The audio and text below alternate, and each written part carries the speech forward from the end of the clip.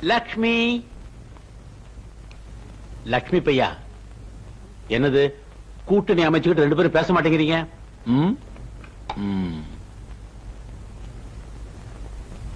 ம்.